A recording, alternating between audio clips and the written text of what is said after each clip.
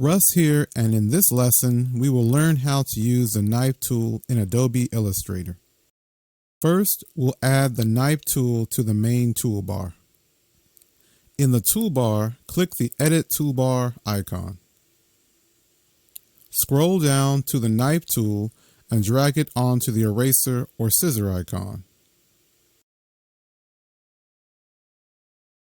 Select the selection tool from the toolbar and select your shape.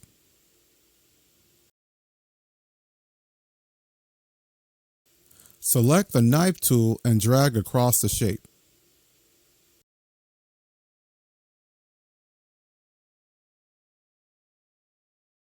Select the top path of the shape you just cut.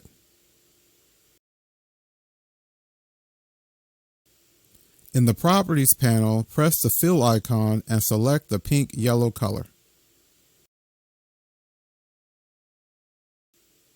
With the selection tool selected, drag down any shapes to make the start image look like the final image, and you are done.